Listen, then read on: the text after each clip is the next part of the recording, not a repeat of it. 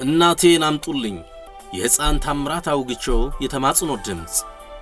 እናትና አባት ከተጋቡ ወደ 10 ዓመት ገደማ እንዳስቆጠሩ የቅርቦቻቸው ይናገራሉ። ኑሯቸው በምስራቅ አርሲ ዞን በጉና ወረዳ ኖኖ አጃዊ ቀበሌ ነውና እንደ ሀገርና አካባቢው ማህበረሰብ ሁሉ የዕለት ጉርስ የዓመት ቀለብ የሚያገኙት ደረቁን መሬት አለስልሰው ከብቶች አርብተው ባገኙት ጥሪት ነው። የሕፃን ታምራት አውግቸው ወላጆች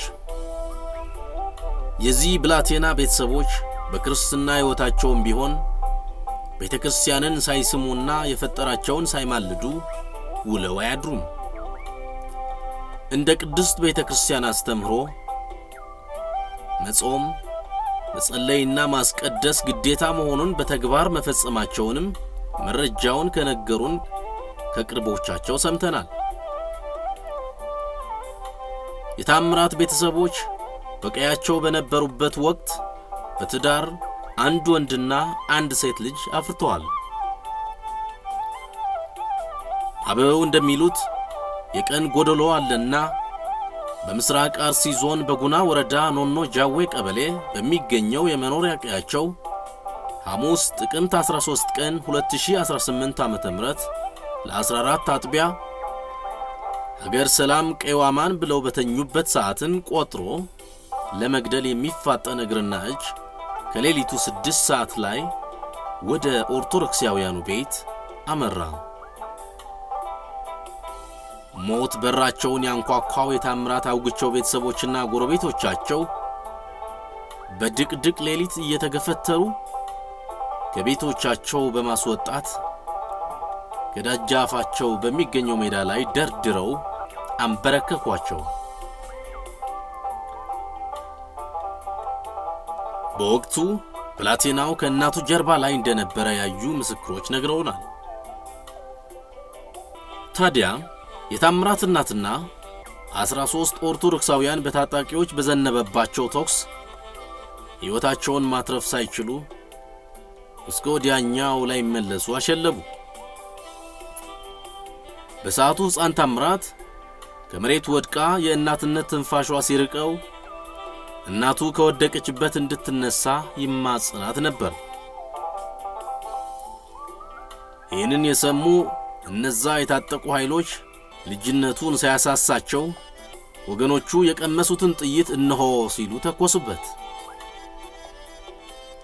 ሕፃን ታምራት አውግቸውም በደረሰበት ጉዳት መቋቋም አቅቶት ከእናቱና ከብዙ ኦርቶዶክሳውያን አስክሬን አጠገብ ወደቀ።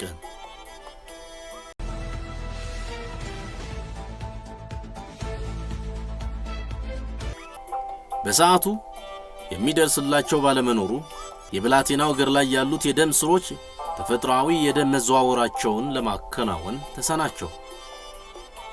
አይነጋ የለምና በአስክሬን መሃል ራሳቸውን ካገኙት መካከል አንዲት የ8 ዓመት ታዳጊ የሰው ያለ እያለች ትጣራ ጀመር።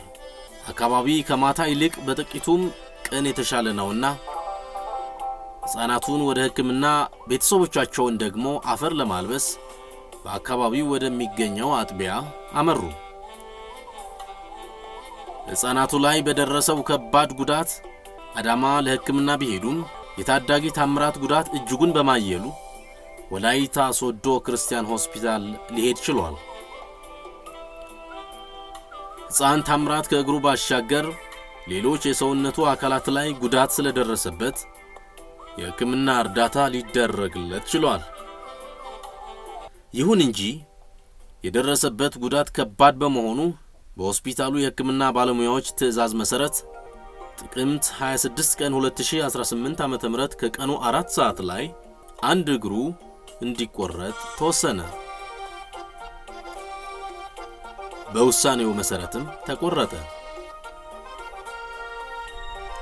ይህ ብላቴና ከእግሩ መቆረጥ በተጨማሪ በቤተሰቡ ናፍቆትም እየተሰቃየ ይገኛል።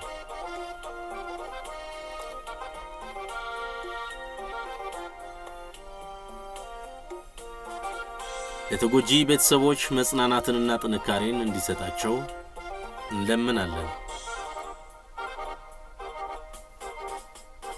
ሰላም።